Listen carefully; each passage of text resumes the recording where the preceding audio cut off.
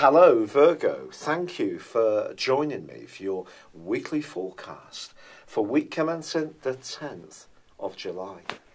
This week sees us still rocking from that hugely influential full moon which occurred on the last day of last week. The energies from that can reverberate around our situations for the next 2 weeks. But certainly at the start of this week, with the Sun and Mars still closely together in the part of your horoscope that's to do with your future, your social interactions, your adjustment to what's going on as far as trends in society, and also in opposition to the tiny but potent planet of power, Pluto.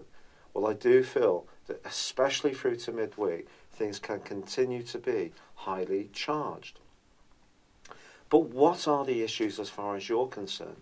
Well, I feel that you may have had a very clear set of signposts about where you were heading in your life, but they could be rocked by this particular full moon, not necessarily in a bad way, because we can all have ambitions and hopes, but sometimes when we get to them or we get close to achieving them, we realise that we've evolved as a person. And actually we want something different. But it doesn't mean that the original objective was flawed in any way. It's just our continuing evolution. So if you do find yourself deciding to go through something of a personal U-turn, heading in a different direction, then do be completely philosophical about this. The main issue is if you do change your mind about something, whether it is about those long-term goals or about a friendship or even a love affair, that you try to brief the people involved as clearly as possible.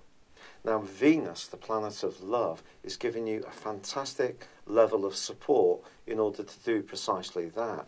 And you can take soundings, you can be very discreet, you can keep people in the picture, even if one's kind of level, you want to keep some of your moves a bit more private, and people will really appreciate that if you do that. If, however, you do just make some big changes, but don't keep everyone with you, I feel that that could create some negative feedback, because Saturn, in the part of your horoscope that's to do with your emotions, is angling up in a tricky way with the part of your situation to do with those highest hopes.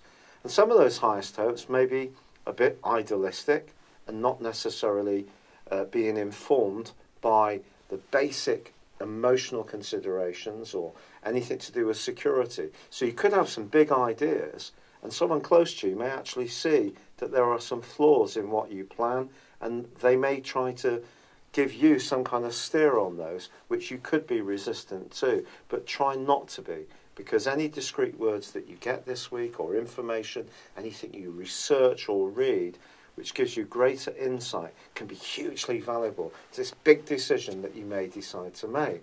But the big decision may be to continue along the road that you've already plotted and even take a giant step towards it. And that can be hugely exciting too. So I think this is a week of choices, just like last week was. But it's about bringing people with you and managing your time, your resources and your talents in a way which gives you some kind of long-term possibilities is something to be very much conscious of. As you come to the end of this week, there's also a clash between the Sun and the Moon on Saturday, the quarter moon, which means that, yeah, you may be thinking a lot about your principles and about a more earthy financial matter. It could be around a friend. And there may be something to do with possessiveness or some politics around a group of people that you're involved with. But try to be as clear as possible, even if you make those changes.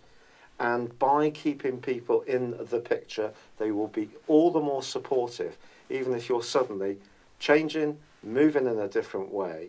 But that in itself will be something people will really support you with and encourage you with, as long as you take them with you.